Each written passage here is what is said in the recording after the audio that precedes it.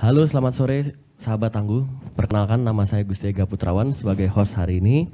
Dan kita kedatangan narasumber Mayor Jenderal TNI Fajar Setiawan, SIP, sebagai Deputi Bidang Penanganan Darurat. Dan kita juga kedatangan sahabat Tangguh, yaitu Mbak Elina Jor. Halo semuanya, selamat sore. Selamat sore Mas Ega. Oke, jadi kita sebelum memulai ini semua, saya ingin menjelaskan, kita ingin membahas dua topik inti pada hari ini, yaitu topik pertama adalah gempa Mamuju di Sulawesi Barat dan abritasi pantai yang terjadi di Minahasa Selatan, Sulawesi Utara. Oke, kira-kira yang Mbak Elina ingin tanyakan ini sebagai sahabat Tangguh ini apa kepada Pak Fajar? Iya, jadi sebelum saya bertanya-tanya kepada Pak Fajar, saya ingin mengucapkan terima kasih dulu karena sudah diundang ke BNPB, suatu kehormatan buat saya. Yang saya mau tanyakan itu ya Pak, apa saja sih Pak yang dilakukan saat kondisi tanggap darurat dan perspektif dari Pak Fajar gimana tuh Pak?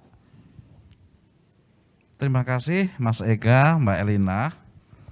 Perspektif dari tanggap darurat khususnya kepada pemangku kebijakan dan masyarakat, kita kupas satu persatu. Yang pertama, perspektif pemangku kebijakan. Prioritas jiwa menjadi utama, artinya keselamatan jiwa dikedepankan dengan kerugian seminimal mungkin. Itu yang pertama. Yang kedua, perspektif masyarakat, bahwa masyarakat bisa menyelamatkan secara mandiri kepada dirinya sendiri, kemudian bisa melanjutkan hidup secara normal, tidak tergantung kepada siapapun. Dua hal itu yang bisa kami sampaikan.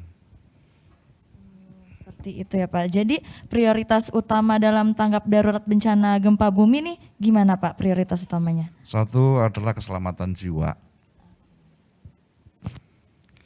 Kemudian pertolongan bagi yang membutuhkan dan pencarian bagi yang dinyatakan hilang.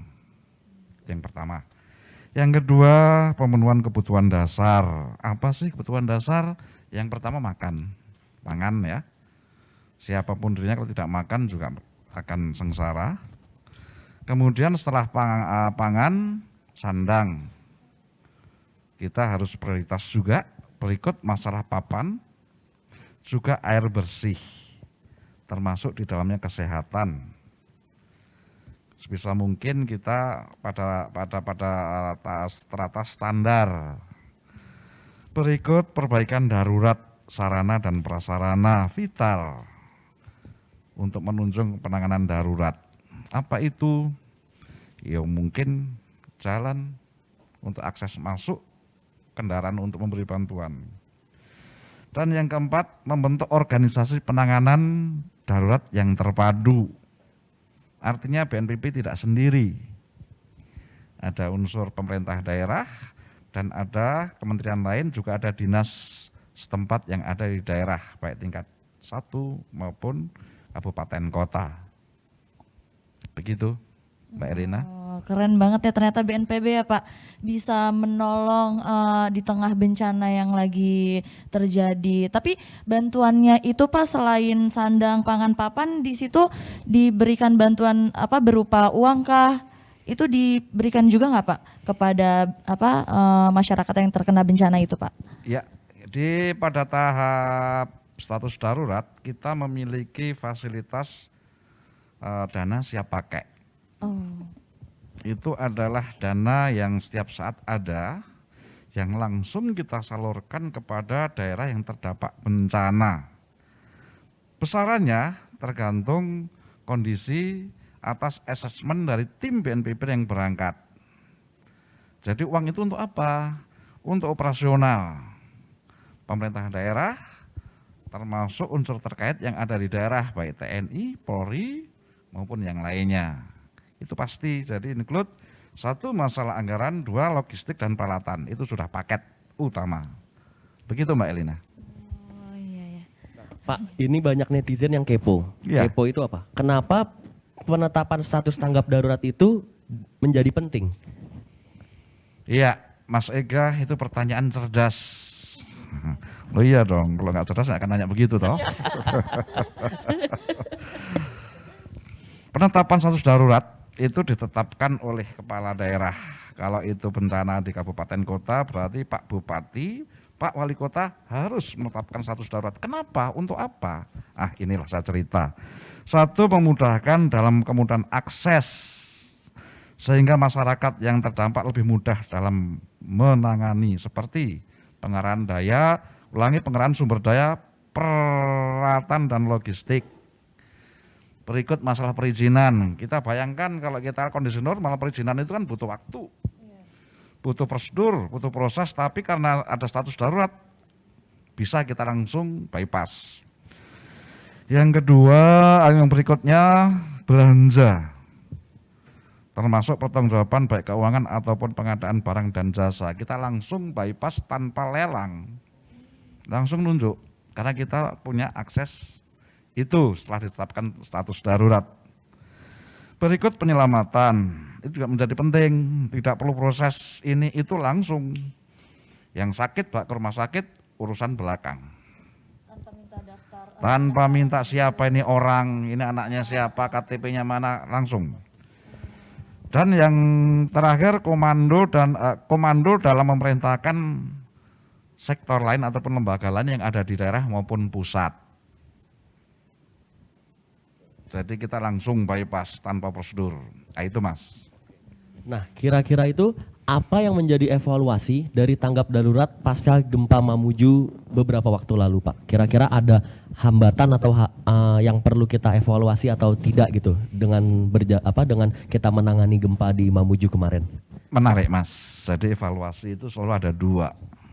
Ada yang positif, ada juga yang sebaliknya ya. Namanya evaluasi tidak mungkin positif semua. Dan tidak mungkin negatif semua, hal yang baik seperti apa, yang tidak baik seperti apa. Kita kupas yang pertama yang positif. Evaluasi dari tanggap darurat pasca gempa bumi yang positif, masyarakat terbiasa dengan adanya bencana gempa bumi, dengan bisa melakukan penyelamatan secara mandiri. Jadi adanya bencana itu mau nggak mau seperti melatih. Sehingga ketika terjadi bencana berikutnya, masyarakat kita itu sudah tahu apa yang harus ia kerjakan. Yang kedua, berdasarkan pengalaman yang sudah ada, pemerintah daerah dan stakeholder terkait lebih mudah belajar. Dinas terkait tentunya tanpa ada kejadian bencana kadang bingung seperti apa yang harus diperbuat. Tapi dengan adanya pernah terjadi bencana, tahu siapa berbuat apa dan bagaimana. Nah itu Mas. Nah Pak, ini kita mau nanya lagi. Iya. Jadi gempa bumi Sulawesi Barat kemarin itu kan mungkin memicu trauma masyarakat ya. Trauma masyarakat itu dalam arti ada peningkatan pengungsi dan gempa bumi di 2021 dan 2022. Nah, Iya. bagaimana pemerintah menyikapi hal itu? Dalam arti seperti trauma tadi itu, bagaimana pemerintah atau BNPB kita ini menyikapi masalah itu? Terima kasih. Iya, ini juga pertanyaan lebih cerdas nampaknya Mas Ega. Enggak salah, iya cerdas sekali. Jadi memang bencana alam, gempa bumi itu cenderung berulang, ada masa, ada ritme. Tahun-tahun sebelumnya pernah terjadi, daerah lain pun sama. Terkait dengan hal itu, bagaimana pemerintah menyikapi? Yang pertama, pemerintah harus memastikan bahwa informasi gempa bumi itu sevalid mungkin dan memang benar adanya, serta menjauhkan dari ataupun mengkantor berita hoax.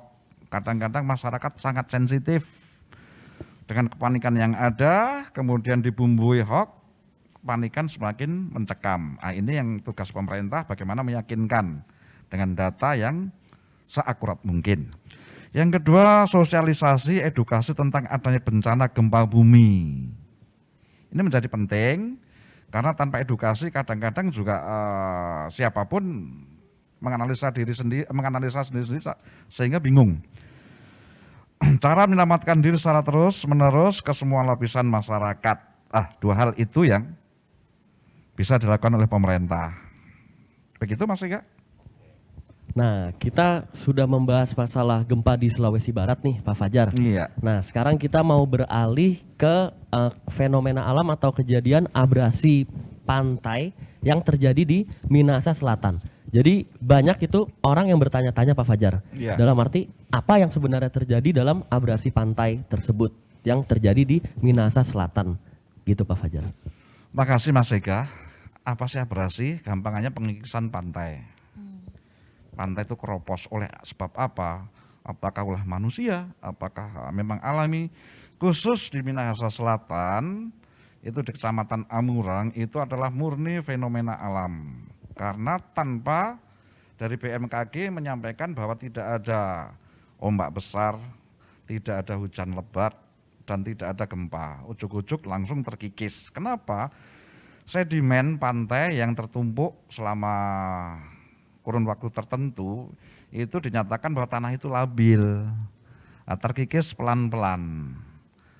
Tanggal 15 ketika terjadi abrasi itulah puncak, sehingga ada beberapa bangunan masyarakat, rumah ya yang amblas, jembatan pun amblas, dan beberapa fasilitas lainnya pun amblas. Begitu Mas. Kalau aku Pak mau nanya dong Pak, bagaimana penanganan warga yang mengungsi di sana Pak? Apakah sama juga kayak yang masalah bencana gempa bumi itu apa gimana? Pada dasarnya sama, keselamatan jiwa menjadi prioritas. Kita hilangkan ataupun kita minimalisir dampak kerugian. Tapi ada yang membedakan. Apa itu? Jumlah lokasi bencana di Minahasa Selatan itu hanya 1 kabupaten. Sedangkan yang di Mamuju itu 2 kabupaten. Jadi di Provinsi Sulawesi Barat itu yang terdampak gempa bumi Mamuju dan Kabupaten Mamuju dan Kabupaten Majini. Kompleksitas tentunya dengan 2 kabupaten akan lebih tinggi dibandingkan 1 kabupaten. Cakupan wilayah terdampak lebih besar di Sulawesi Barat dibanding yang di Minahasa. Indikasi yang ada ataupun perimeter yang ada jumlah pengungsi itu lebih banyak yang di Sulawesi Barat, yaitu Mamuju dan Majini. Seperti itu Mbak Elina. Tapi Pak, bagaimana BNPB merespon kejadian tersebut? Apakah ada parameter tertentu? Sejauh mana sih BNPB merespon suatu kejadian di daerah itu Pak? Saya kan sebagai orang awam nih, Ya. agak kurang tahu kalau masalah itu. Sederhana Mbak, sebenarnya ini kita bisa raba. Memastikan tidak ada korban jiwa. Kita bersyukur, alhamdulillah, puji Tuhan. Khusus yang di Sulawesi Barat, baik Mamuju dan Majini, ketika terjadi gempa tidak ada korban jiwa, luka-luka ringan saja. Pun pula yang di Minahasa Selatan, nihil korban jiwa. Kita patut bersyukur, dimaknai bahwa masyarakat sebenarnya sudah tahu langkah penyelamatan. Yang pertama memastikan tidak ada korban jiwa, dan menetapkan langkah upaya tidak ada lagi jatuh korban lagi. Artinya setelah kejadian tidak ada korban. BNPB hadir untuk pendampingan dalam rangka untuk memperkecil kesenjangan upaya penanganan darurat dan memastikan posko terbentuk. Begitu Mbak Elina. Gitu Pak. Tapi Ya. kesiapsiagaan seperti apa nih Pak yang dilakukan masyarakat sejak dini biar tahu gitu apa aja sih yang bisa mencegah biar mereka nggak kena bencananya gitu Pak? Ini yang di mana ini Mbak ya? Yang di 11. Maksudnya yang di Minahasa ya? Ya, Minahasa. Pertama masyarakat harus mengetahui dan memahami peta risiko. Oh. Tentunya di BPBD Kabupaten dia sudah memiliki peta rawan bencana. Ataupun kalau di istilah kami kawasan rawan bencana KRB. Baik itu yang berkaitan dengan pantai maupun gunung berapi maupun bantaran sungai. Masyarakat harus tahu, itu yang pertama. Karena di situ terjadi potensi. Kemudian masyarakat harus update terhadap informasi peringatan dini. Jadi BPBD setempat itu setelah mendengar ataupun mendapat berita dari instansi terkait, dia berkewajiban memberikan peringatan dini dan diupdate. Yang ketiga, masyarakat perlu diberikan edukasi dan bila perlu dilatih sehingga mereka terbiasa. Begitu Nah, Pak, ini juga banyak yang kepo. Ya. Pasca bencana ini, apa yang harus dilakukan oleh pemerintah daerah, khususnya pada infrastruktur yang rusak akibat bencana ini? Ya, benar adanya Mas. Pemerintah daerah menjadi terdepan karena dia yang tahu persis dan dia yang memiliki masyarakat. Pemerintah daerah segera melakukan verifikasi. Tim BNPB mengeluarkan tim assessment, menghitung kerugian dan dikaji. Segera mengusulkan ke BNPB, kerugiannya berapa, angkanya berapa, diusulkan. Kemudian berikutnya lagi kita akan sharing BNPB, Pemda maupun instansi terkait lainnya untuk bisa menindaklanjuti apa-apa yang menjadi kerugian pasca bencana. Begitu Mas Eka. Nah, Pak, ini juga ada banyak pertanyaan lagi, banyak yang tidak bisa membedakan. Aha. Terkait dengan status tanggap darurat ini kan terbagi menjadi 3 kondisi, yaitu siaga darurat, tanggap darurat, dan transisi darurat ke pemulihan. Nah, perbedaannya dari antara ketiga itu apa Pak Fajar? Karena ini banyak bingung, ada yang bilang tanggap darurat atau apa. Nah, Ya. itu saya langsung tanyakan. Ini pertanyaan akademisi Pak, akademis Pak. Tapi nggak apa-apa untuk pengetahuan kita. Apa sih siaga darurat? Keadaan ketika potensi ancaman bencana sudah mengarah terjadinya bencana. Kata kunci potensi ancaman bencana.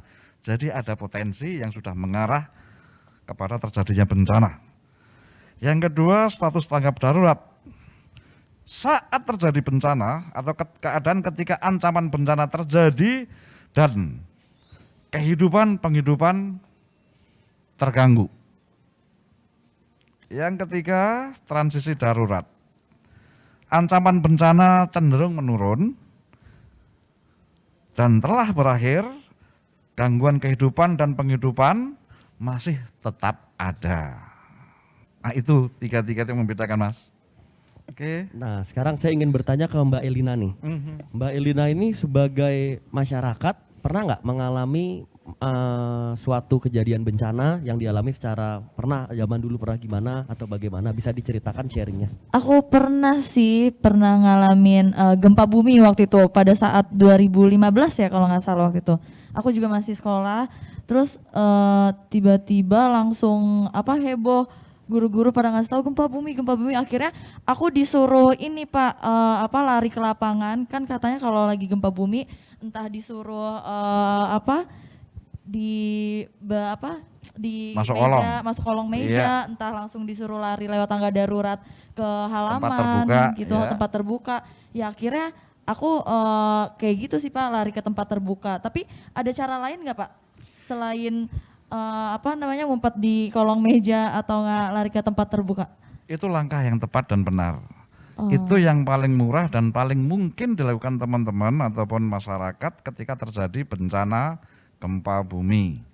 Menghindar dari runtuhan, bisa di kolong meja, di kolong tempat tidur. Toh nggak ada kolong, mungkin bisa ambil meja dia taruh di kepala supaya kepala kita terlindungi. Sempat kita keluar, ya tentunya tempat terbuka supaya tidak kena reruntuhan baik pohon maupun bangunan. Itu benar, Mbak. Nah, ini satu pertanyaan terakhir nih Mbak untuk Mbak Elina. Jadi pernah mengalami gempa bumi ya? Iya. Nah. Alhamdulillahnya baru mengalami gempa bumi aja sih, yang lain jangan. Jangan lah. Jangan sampai. Nah, ini pesan di akhir sesi ini khususnya ini untuk Pak Fajar Pak. Apabila ada warga masyarakat yang ingin membantu sesama warga yang sedang terdampak bencana, itu apa yang harus dilakukan dan kita perhatikan untuk misalnya kita ingin sesama warga ingin membantu. Ya, jadi kita bersyukur hidup di negara Republik Indonesia bahwasanya ketika masyarakat kita itu mengalami bencana di daerah A misal ya, daerah lain-lain pasti dia terpanggil nuraninya untuk meringankan beban. Lantas apa yang bisa diberikan? Dua macam, bisa material, bisa non material. Kalau material jelas berupa uang juga bisa, berupa barang juga bisa, berupa pakaian layak pakai mungkin bisa, dan komoditas lainnya. Itu yang berupa material. Yang non material apa? Informasi. Ini menjadi penting ketika saudara kita di daerah bencana terdampak, dia menderita info-info yang benar dan akurat, itu bisa menenangkan warga, itu juga kita harapkan. Berikutnya bisa terlibat langsung memberikan tenaga dan pikiran ketika di posko sudah tertumpuk barang logistik dan peralatan, kemudian dia mendaftarkan diri ataupun secara sukarela menjadi volunteer atau sukarelawan, itu kita juga bisa meringankan penderitaan rekan-rekan kita. Seperti itu Mas Ika. Jadi kalau untuk volunteer itu siapapun yang emang dia mau membantu pikiran dan tenaga itu sangat diperbolehkan ya. Boleh. Jadi kalau ada teman-teman public figure ini ingin aktif di dunia charity itu dan maksudnya dia Kalau kayak pengen- Mbak Elena kapanpun boleh. Oke, ya. Oke, berarti kalau kayak gitu kita sudah berbincang dua topik ini dan mungkin juga sekalian kita mengakhiri aja Pak Fajar dan Mbak Elina. Pertama saya ucapkan untuk Pak Fajar karena sudah menyempatkan waktu hadir ke sini dan sahabat tangguh hari ini adalah Mbak Elina Jorg. Terima kasih berat karena sudah bisa datang ke sini. Nah, untuk itu sahabat tangguh cukup sampai di sini dulu podcast kita talk show kita hari ini. Update bencana jangan tunggu jadi korbannya. Terima kasih. Sekian. Assalamualaikum warahmatullahi wabarakatuh. Waalaikumsalam warahmatullahi wabarakatuh. Salam tangguh. Salam tangguh. Salam tangguh.